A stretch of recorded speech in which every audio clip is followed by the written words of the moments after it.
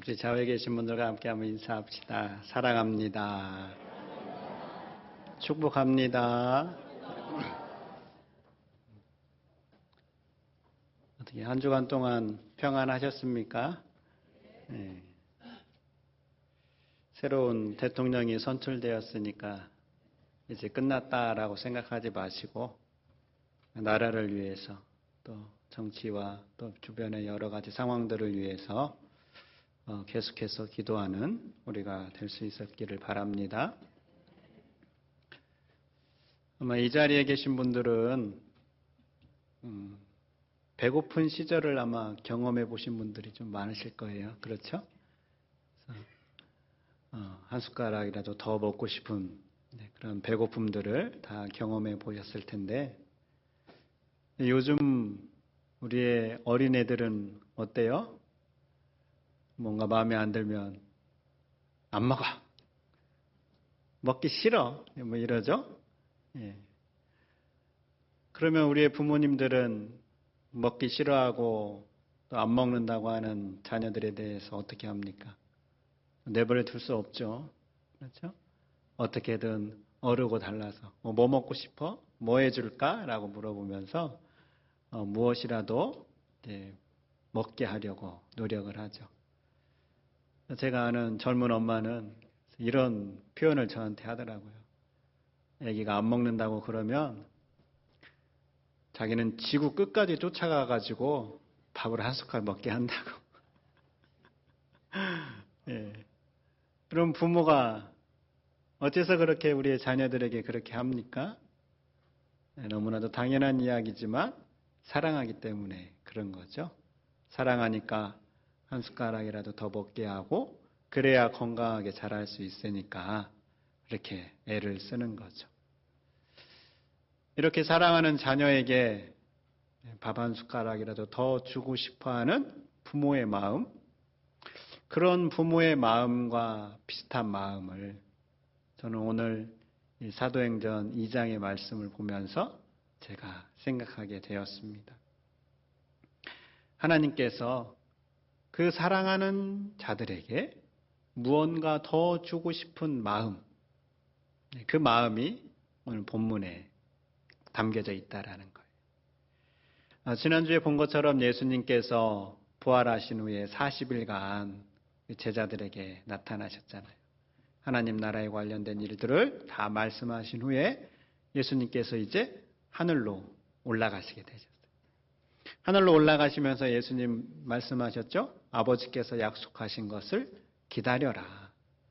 그 말씀을 따라서 제자들이 예루살렘에 그대로 남아서 아버지께서 약속하신 것을 기다리게 되었습니다.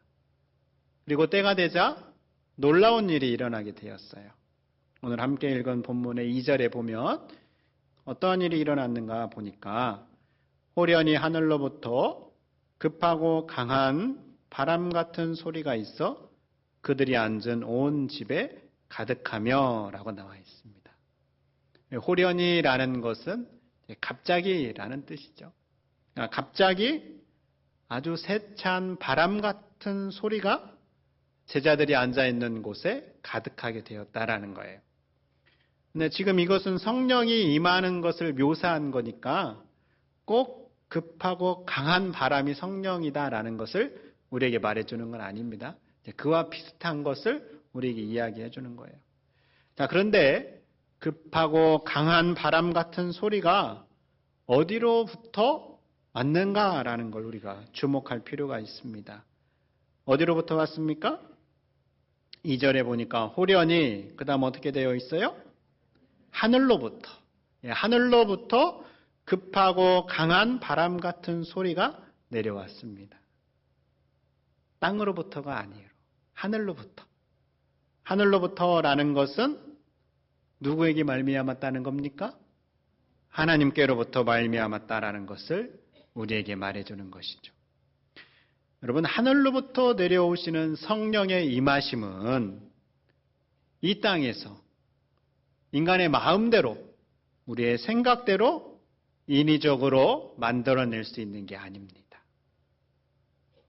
성령 받아라, 이러한 표현이 그렇게 적절한 표현이 아니다라는 거예요. 왜냐하면 성령은 앞에서 말하는 사람이 함부로 줄 수 있는 그런 성격의 것이 아니고 하나님께서 하늘로부터 부어주시는 것이다라는 거예요. 성령의 임하심은 오로지 위로부터 하나님께로 내려오는 것이다라는 거예요. 근데 위로부터 내려온 성령이 제자들에게 어떻게 임하고 있는가? 오늘 3절 말씀을 보면 같이 읽어볼까요? 시작. 마치 불의 엿처럼 갈라지는 것들이 그들에게 보여 각 사람 위에 하나씩 임하여 있더니. 아멘. 자, 성령의 임하심이 불의 혀처럼 갈라지는 것들이 보였다라는 거예요. 꼭 불의 혀는 아니다라는 겁니다. 마찬가지로. 자, 근데 불의 혀처럼 갈라지는 것들이 어떻게 임하고 있는가? 우리가 그것을 주목해 보아야 돼요. 3절을 다시 보면 마치 불의 혀처럼 갈라지는 것들이 그들에게 보여 어떻게 되어 있어요? 각 사람 위에 하나씩 임하여 있더니 라고 기록되어 있어요. 그러니까 각 사람 위에 임하여 있다라는 겁니다. 그럼 그때 마가의 다락방에 모인 사람들이 몇 명이나 된다고 그랬어요? 120명. 120명의 제자들이 한 자리에 모여 있으니까 그 열기가 대단했겠죠. 그러나 성령의 임하심은 어떻게 나타나고 있는가? 각 사람 위에 하나씩 임하고 있다라는 거예요. 자, 각 사람 위에 하나씩 임했다라는 것이 오늘 우리에게 말해주는 바가 있어요. 이렇게 아무리 많은 사람들이 모여 있어도 성령의 임하심은 개인적이다라는 겁니다. 여러분, 우리가 우스갯소리처럼 이런 말을 할 때가 있잖아요. 믿지 않는 남편에게 예수님 믿고 함께 하늘나라 갑시다. 이렇게 이야기하면 안 믿는 남편이 뭐라고 얘기해요? 나는 안에 치마끈 붙잡고 올라간다고 그러잖아요. 그런 얘기 안 들어보셨어요? 그러나 믿음은 그런 게 아니죠. 믿음은 개인적인 겁니다. 마찬가지로 성령의 임하심도 마찬가지입니다.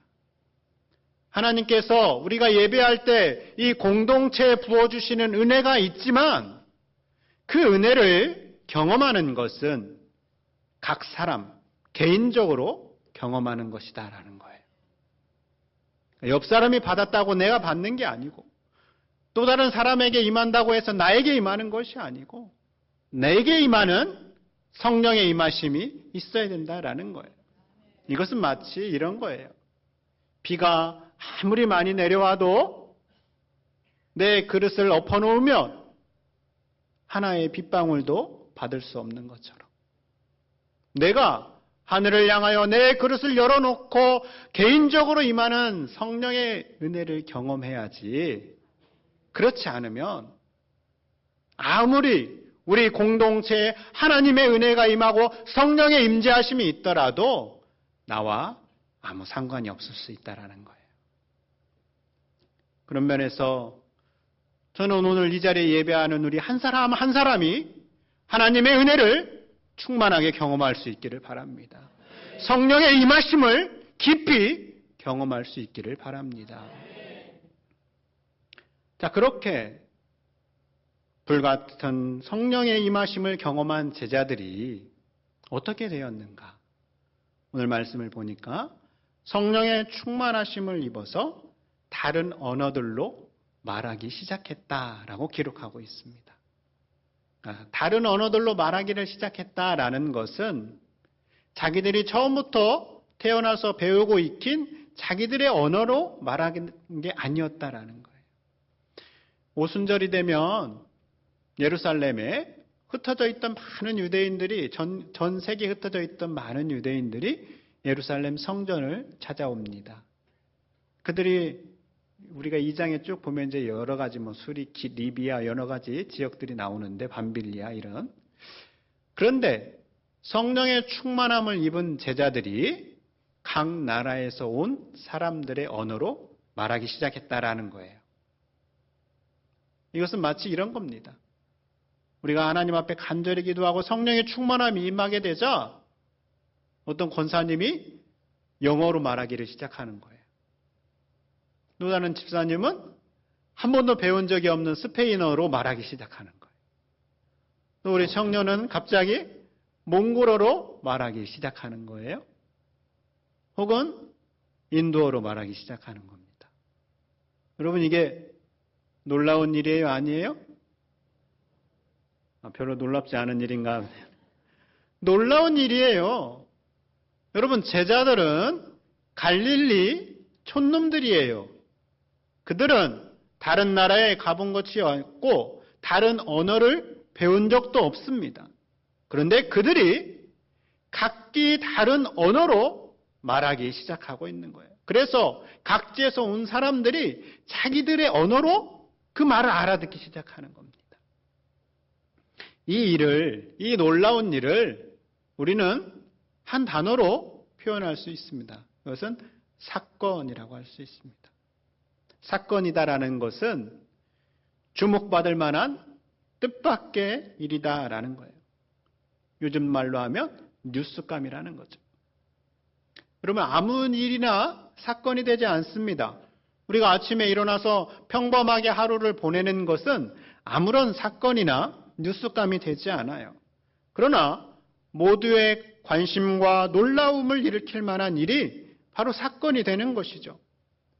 그리고 지금 제자들에게 성령이 임하고 각기 다른 언어로 말하는 것은 단순한 일이 아니라 놀라운 일, 바로 사건이라는 거예요. 지금 이 사건을 누가 일으키고 있습니까? 하나님께서 일으키시고 계십니다. 하나님께서 성령을 부어주시고 이 놀라운 사건을 일으키고 있습니다. 하나님께서 이 사건을 왜 일으키셨을까요? 앞에서 말씀드린 것처럼 부모의 마음으로 그를 믿는 그 사랑하는 자녀들에게 하나님께서 은혜를 베풀고 싶기 때문에 그런 것입니다. 이런 하나님의 마음을 이사야는 우리에게 이렇게 말씀해 주고 있습니다. 이사야 30장 18절의 말씀인데요. 함께 읽어보겠습니다. 시작. 그러나 여호와께서 기다리시나니 이는 너희에게 은혜를 베풀려 하심이요 일어나시리니 이는 너희를 긍휼히 여기려 하심이라. 아멘. 하나님께서 왜 기다리십니까? 은혜를 베풀기 위해서. 하나님께서 왜 일어나십니까? 금방이라도 우리에게 긍휼을 베풀어 주시기 위해서 일어나신다라는 거예요. 이처럼 우리가 믿는 하나님은 그 사랑하는 자에게 은혜를 베풀어 주시고 긍휼히 여기시기를 바라는 마음으로 대하시는 분이십니다.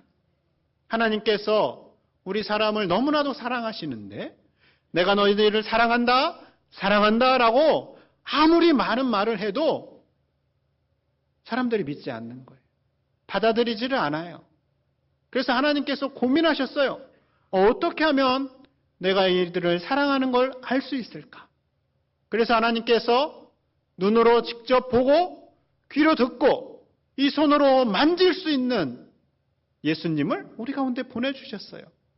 그래서 예수님이 3년간 제자들과 함께 있으면서 친히 내가 너희들을 어떻게 사랑하는가를 바라보고 경험할 수 있도록 해주셨어요.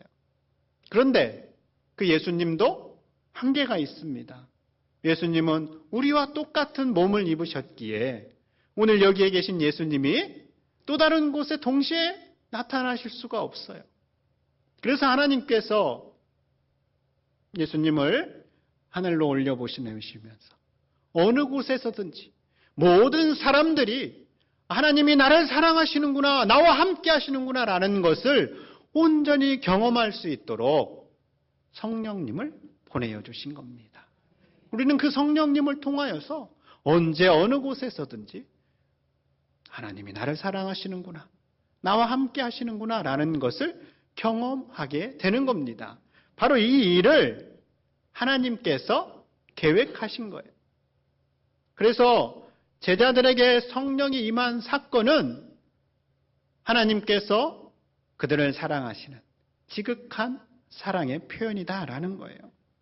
동시에 하나님은 오늘 이 말씀을 읽는 성도들이 우리에게도 이러한 일이 일어나기를 원하시고 있는 것이죠. 하나님의 바램대로 제자들에게 임했던 성령의 충만한 사건이 오늘 우리 교회 안에도 일어날 수 있기를 원합니다.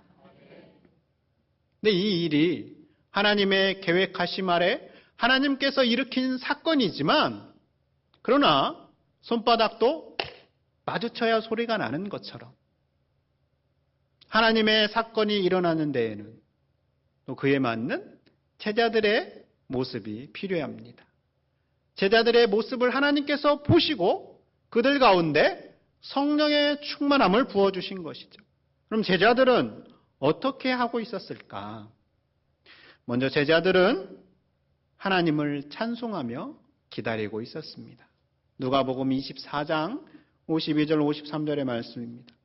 그들이 그에게 경배하고 큰 기쁨으로 예루살렘에 돌아가 53절 함께 읽습니다. 시작. 늘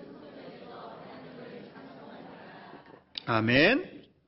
성전에서 무엇을 하고 있습니까? 하나님을 찬송하고 있습니다.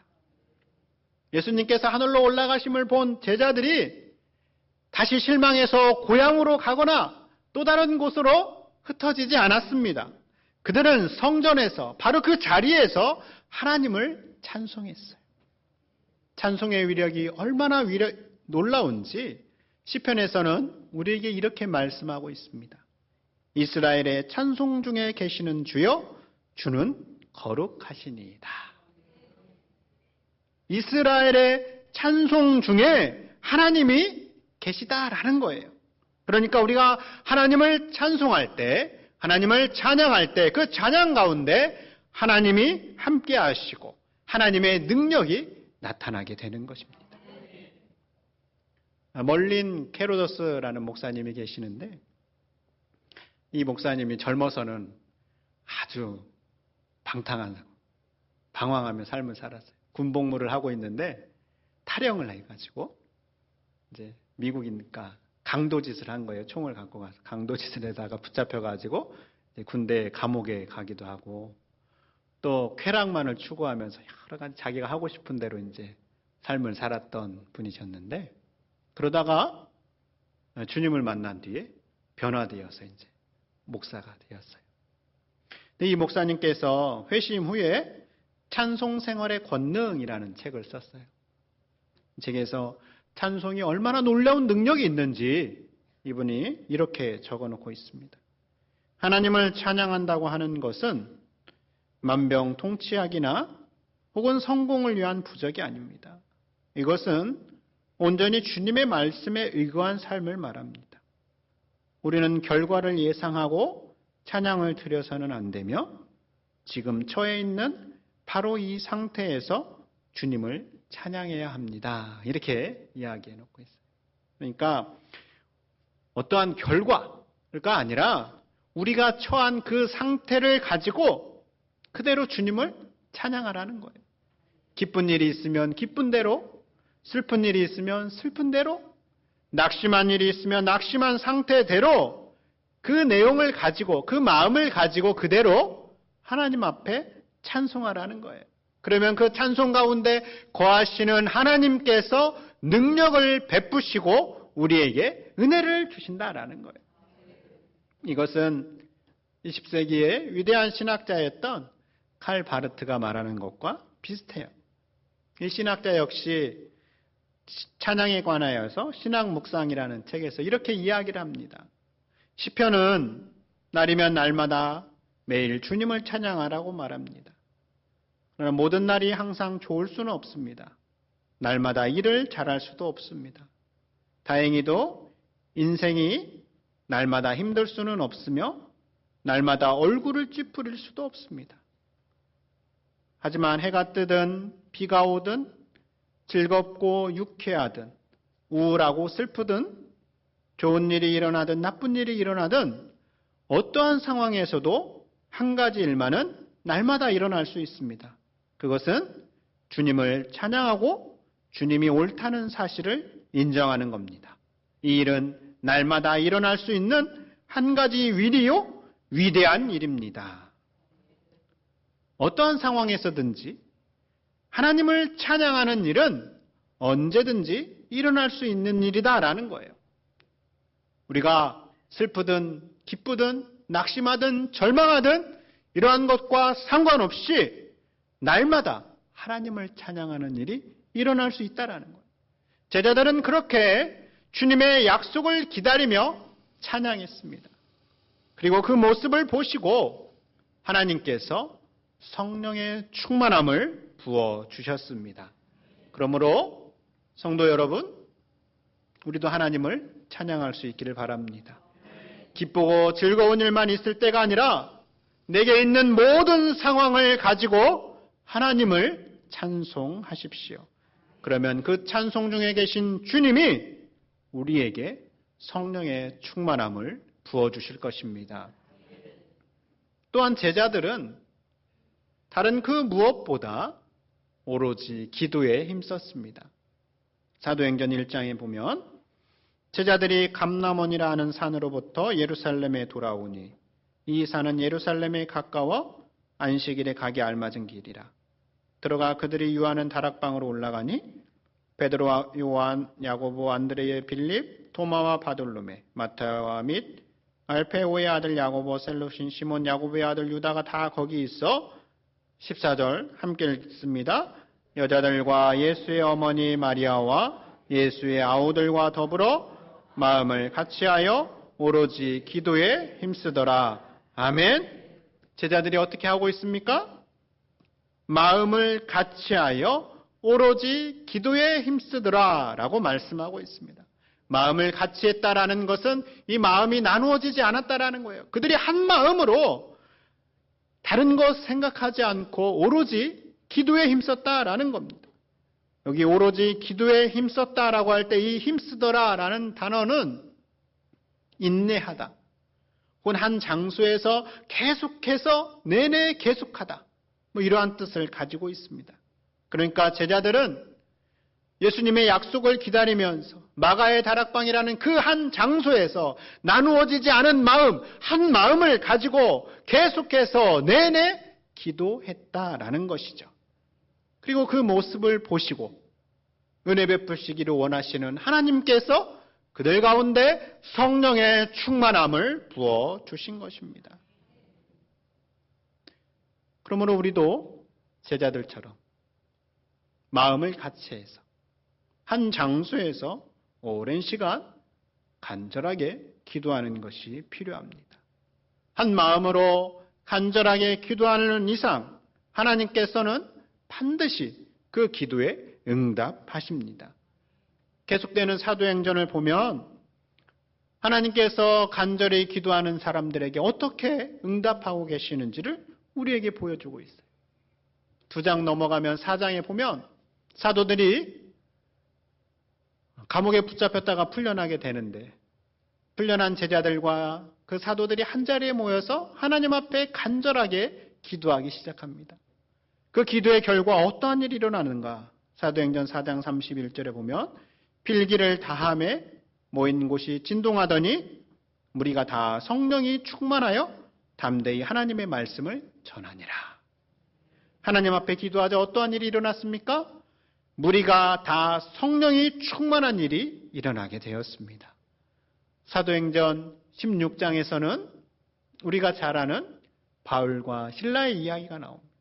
바울과 실라가 복음을 전하기 위해서 곳곳을 전도하다가 빌립보에 이르게 되죠. 그 빌립보에 이르러서 복음을 전하다가 붙잡혀서 감옥에 갇히게 됩니다. 그런데 감옥에 갇혔던 바울과 실라가 무엇을 합니까? 그들이 기도하고 찬양하기 시작합니다. 기도하고 찬양하기 시작하자 어떠한 일이 일어납니까? 옥문이 열리고 매어있던 것들이 다 풀려나는 놀라운 일이 일어나게 되죠. 바로 성령의 임하심이 일어나게 된 것이죠. 그러므로 성령의 충만은 기도와 밀접한 관계에 있다라는 것을 우리가 알 수 있습니다. 이렇게 기도하는 모습을 하나님께서 외면하지 않으시고 그에 맞는 은혜를 베풀어 주시는 것이죠. 그리고 이러한 일은 과거 성경에만 묶여 있지 않습니다. 오늘날에도 여전히 우리 가운데 일어나는 일입니다.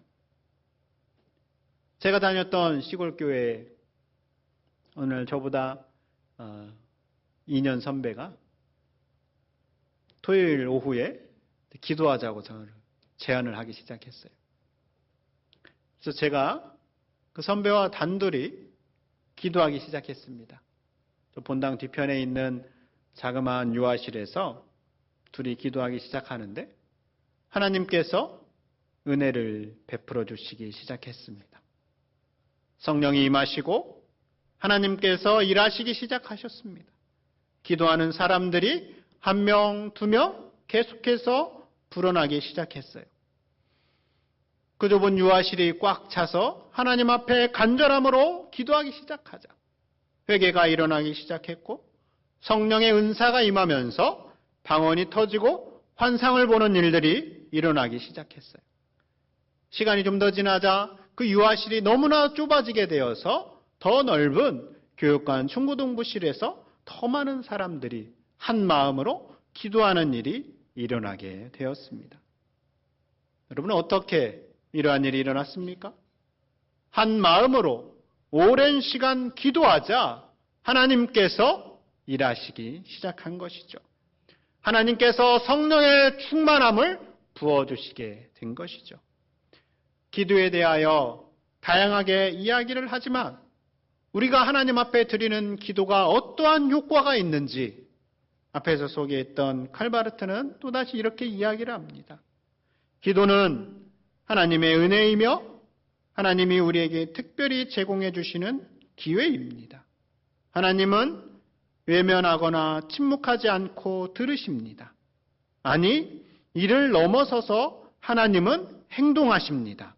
하나님은 우리가 기도할 때와 기도하지 않을 때 동일한 방식으로 행동하지 않으십니다. 오히려 기도는 하나님의 행동에 나아가 하나님의 존재에 영향을 미칩니다. 라고 이야기합니다. 기도할 때 어떠한 일이 일어난다고요? 하나님께서 행동하신다라는 거예요. 우리가 기도할 때와 기도하지 않을 때 하나님께서 어떻게 반응하시는지 다르다라는 겁니다. 기도할 때 하나님께서 그 제자들의 기도를 외면하지 않으시고 하나님께서 행동하셨습니다. 성령의 놀라운 은혜를 부어주심으로 하나님께서 일하신 것이죠. 그러니 우리 역시 제자들처럼 한결같이 인내하며 기도한다면 하나님께서 오늘 우리 가운데에도 놀라운 은혜를 베풀어 주실 것입니다. 그 성령의 충만함을 경험하는 우리가 될 수 있기를 바랍니다. 성도 여러분, 수주대토라는 한자 성어가 있습니다. 그루터기를 지키며 토끼를 기다린다라는 뜻입니다. 이 한자 성어는 중국 송나라 때 유래했는데요. 한 농부가 밭에서 열심히 밭을 갈고 있는데 갑자기 한 마리 토끼가 나타나더니 저 그루터기에 가가지고 나무를 잘라낸 그루터기에 가가지고 부딪히는 거예요. 그래서 농부가 우연히 공짜로 그 토끼를 붙잡게 되었어요. 그래서 이 농부가 이게 무슨 횡재냐 싶어가지고 기분이 좋아가지고 그 다음 날부터 밭에서 일은 하지 않고 그루터기에 앉아가지고 토끼를 기다리는 거예요. 또 다른 토끼가 나타나서 그루터기에 부딪혀가지고 정신을 잃게 되면 그 토끼를 잡으려고. 그럼 이 농부가 참으로 어리석은 모습이죠. 여러분, 하나님께서 우리를 향한 지극한 사랑으로 은혜 베풀어 주시기를 기다리고 계십니다. 하나님께서 우리를 극진히 사랑하셔서 어떻게 하든지 우리에게 성령의 충만함을 부어주시기를 원하시고 계십니다. 그런데 우리가 아무것도 하지 않고 가만히 있어서는 안 된다라는 거예요. 우리에게도 하나님의 그 부어주시는 은혜에 대한 마땅한 자세가 있어야 합니다. 하나님의 약속을 신뢰하며 제자들이 보여준 모습처럼 하나님을 찬송하며 기도하는 것이 우리에게 필요하다라는 겁니다. 우리가 이렇게 하나님을 찬송하며 기도할 때 우리에게 은혜 베풀어 주시기를 원하시는 하나님께서 우리에게 충만한 은혜를 부어주실 것입니다. 우리가 그것을 확신할 수 있는 것은 우리에게 약속하신 하나님의 말씀이 있기 때문에 그렇습니다. 하나님의 약속의 말씀, 누가복음에서는 우리에게 이렇게 약속하십니다. 너희가 악할지라도 좋은 것을 자식에게 줄 줄 알거든. 하물며 너희 하늘아버지께서 구하는 자에게 성령을 주시지 않겠느냐 하시니라. 시편에 또한 우리에게 주시는 약속의 말씀이 있습니다. 함께 읽습니다. 그가 사모하는 영혼에게 만족을 주시며 줄인 영혼에게 좋은 것으로 채워주심이로다. 아멘.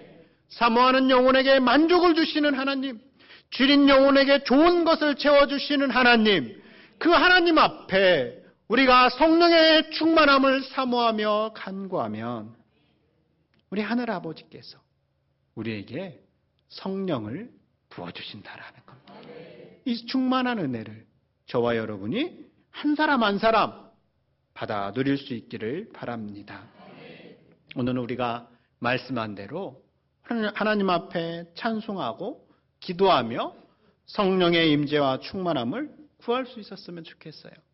우리 오랜만에 우물가의 여인처럼 찬양하시면서 하나님, 내가 헛된 걸 구하는 것이 아니라 성령의 충만함으로 나의 빈잔을 채워 주시옵소서. 이러한 마음으로 함께 찬송하고 기도하겠습니다.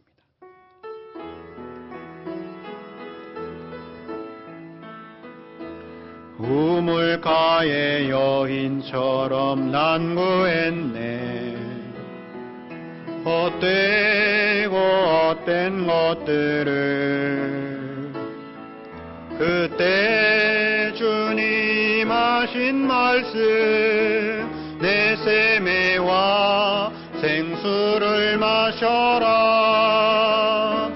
오 주님 채우소서.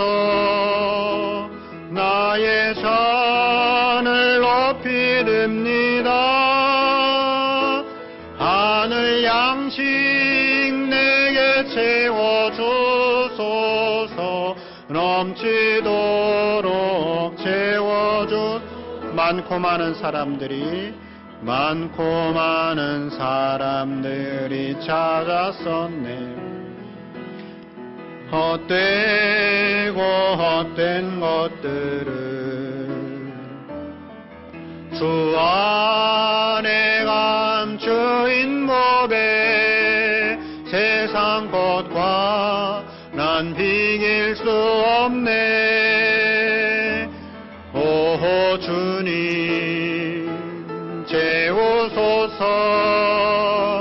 나의 잔을 높이 듭니다. 하늘 양식 내게 채워주소서. 넘치도록 오 주님 채우소서. 오 주님 채우소서.